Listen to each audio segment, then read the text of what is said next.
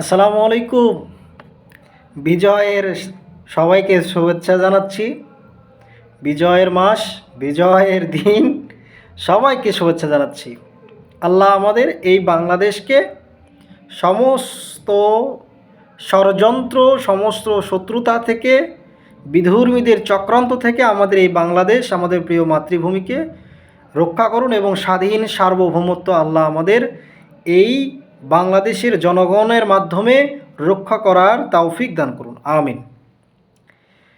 কিন্তু এখন একটা ব্যাপার হচ্ছে কি, ফেসবুকে আমি যখন ঢুকি তখন দেখলাম বেশ কয়েকটা জিনিস আমার চোখের সামনে আসলো। সেটা হচ্ছে মা বাবাকে কষ্ট দেওয়া। হ্যাঁ, আমি বেশ কিছু ক্লিপ দেখলাম বর্তমানে বৃদ্ধাশ্রমের। তো এইটা আমার দেখার পরে মনে হলো যে আজকে আপনারা যারা এই যে স্বাধীনতার জন্য কিছু শ্রদ্ধা দেওয়ার জন্য, স্বাধীনতা যারা এনেছে তাদেরকে শ্রদ্ধা জানানোর জন্য আপনারা শহীদ মিনারে গেছেন না? স্বাধীনতার স্বাধীনতার জন্য যারা জীবন দিয়েছে তাদেরকে আপনারা সম্মান জানানোর জন্য ফুল দিয়ে, ফুলের তোড়া নিয়ে আপনারা গেছেন শহীদ মিনারে শ্রদ্ধা জানানোর জন্য। আর যে মানুষটা আপনাকে 10 মাস 10 দিন মায়ের যে পেটে ধারণ করে আপনাকে দুনিয়াতে নিয়ে এসেছে, তাকে কি শ্রদ্ধা আপনি জানান? তাকে কি আপনি শ্রদ্ধা দেখান? যে মা আপনাকে দুনিয়াতে নিয়ে এসছে, যে মা আপনাকে দুনিয়াতে নিয়ে এসেছে এত কষ্ট করে, যে মা, আমার এই ভিডিও যায় যে বোনেরা দেখছে তারা বুঝতে পারবে, যে মা হয়েছে সেই বুঝতে পারবে যে একজন মায়ের কতখানি কষ্ট হয় একটা সন্তানকে পেটে ধারণ করতে। দেশকে দেশকে আপনার বিজয় অর্জন করে দিয়েছে আমাদের 71-এর বীর মুক্তিযোদ্ধা, আমাদের প্রাণপ্রিয় ভাইরা। তাদের জন্য আপনি সম্মান জানাচ্ছেন, ঠিক আছে। এটা কি আসলে প্রকৃতপক্ষে অন্তর থেকে শ্রদ্ধা?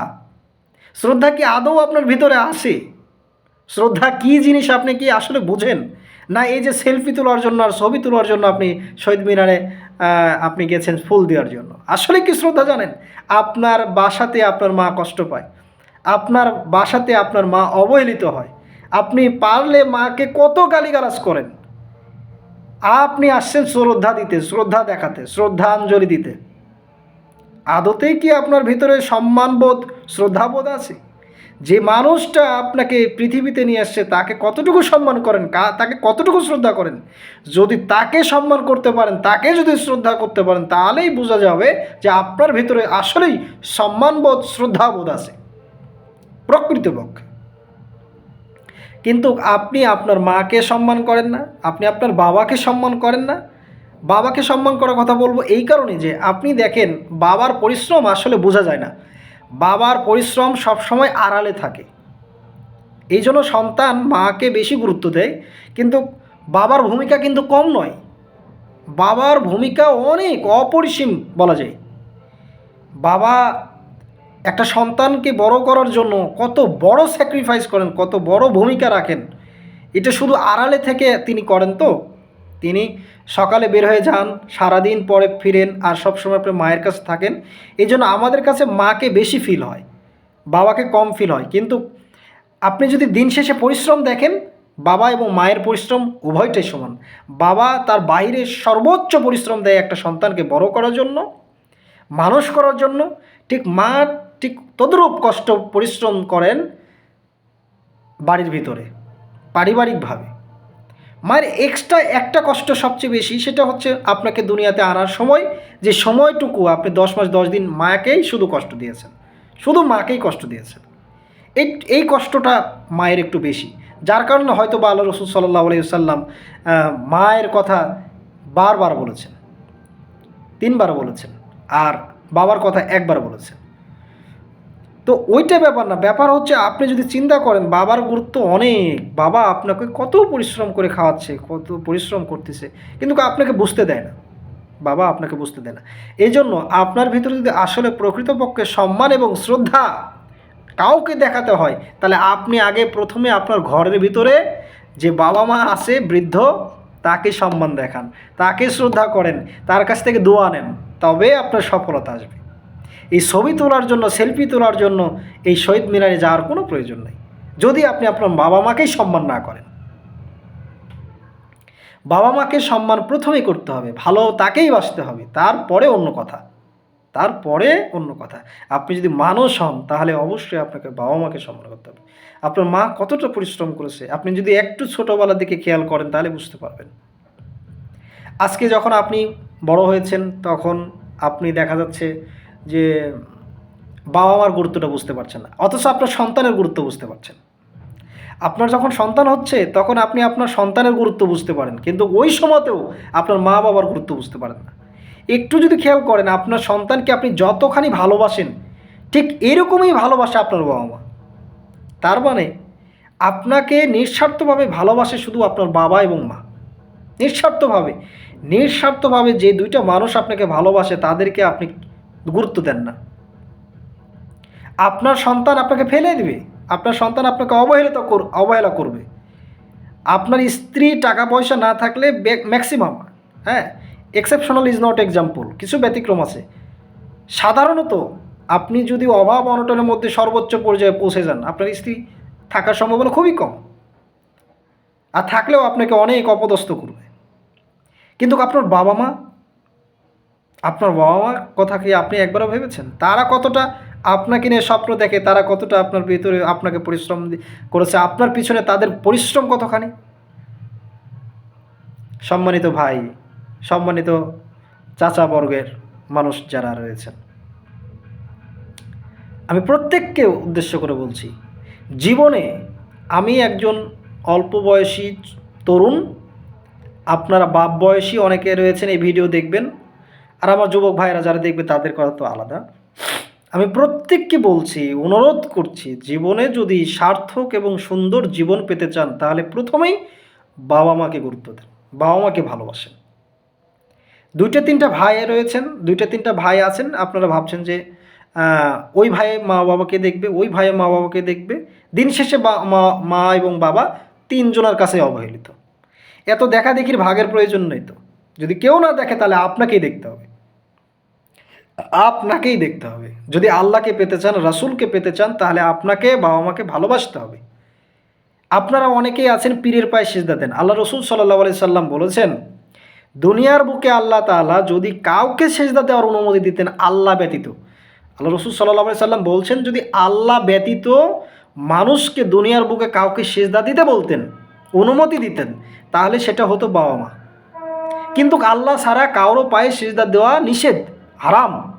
এই জন্য কারো পায়ে সিজদা দেওয়া যাবে না। কিন্তু সম্মানটা কোথায় দেখেন, আল্লাহ রসুল সাল্লাল্লাহু আলাইহি সাল্লাম বলছেন দুনিয়ার বুকে আল্লাহকে ব্যতীত যদি কাউকে সিজদা দেওয়ার অনুমতি আল্লাহ দিতেন তাহলে সেটা হচ্ছে তোমাদের নিজের পিতামাতাকে।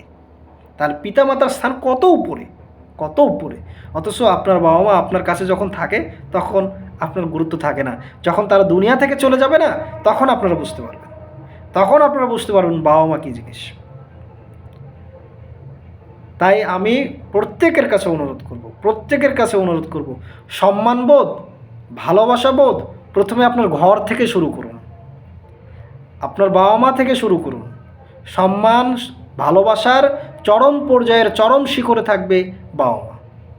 আল্লাহ তাআলা বাবা মাকে পৃথিবীতে সন্তানের জন্য বিশেষ নিয়ামত করে পাঠায়, বিশেষ নিয়ামত, এর উপরে আর কোনো নিয়ামত নেই ভাই। দুনিয়ার বুকে আল্লাহ বাবা মা এমন একটা বড় নিয়ামত দেন যার উপরে কোনো নিয়ামত নেই ভাই।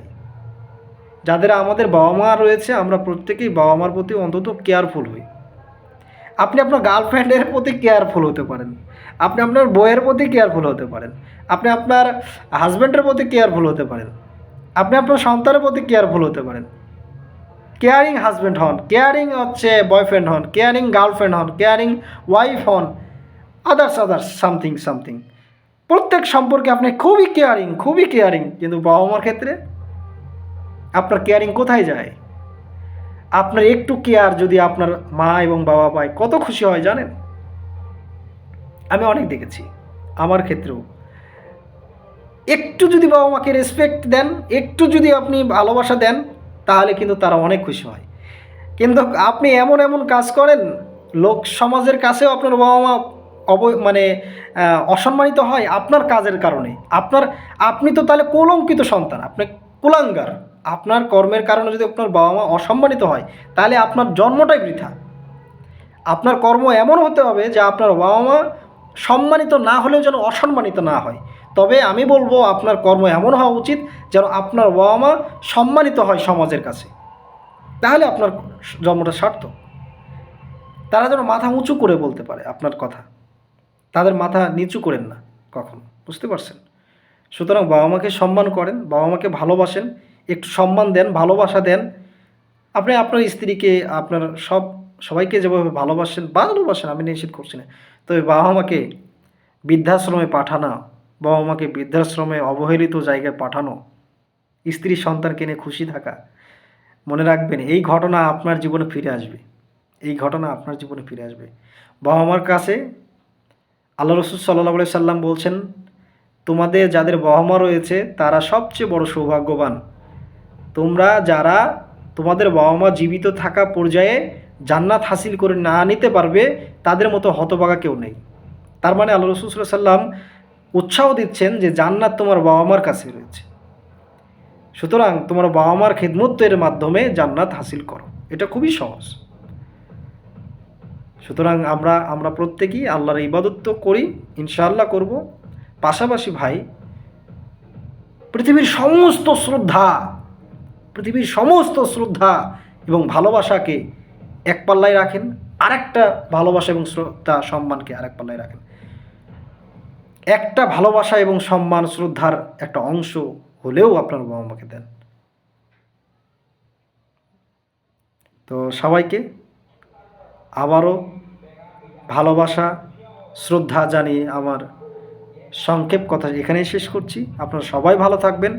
আল্লাহ আমাদের প্রত্যেকের বাবা মাকে সুস্থ রাখুন এবং আমাদের প্রত্যেক বাবা মাকে আল্লাহ তাআলা ইমানের সাথে জান্নাতের দিকে মৃত্যু দান করুন। তার সাথে সন্তান হিসেবে আমাদেরকেও ঈমান নিয়ে জীবন নিয়ে বেঁচে থাকার তৌফিক দান করুন এবং ঈমান নিয়ে কবরে যাওয়ার তৌফিক দান করুন। আল্লাহর কাছে এটাই প্রার্থনা, সবার বাবা মা ভালো থাক, সুন্দর থাক, সুখী থাক, প্রত্যেকের বাবা মার মুখে হাসি ফুটুক।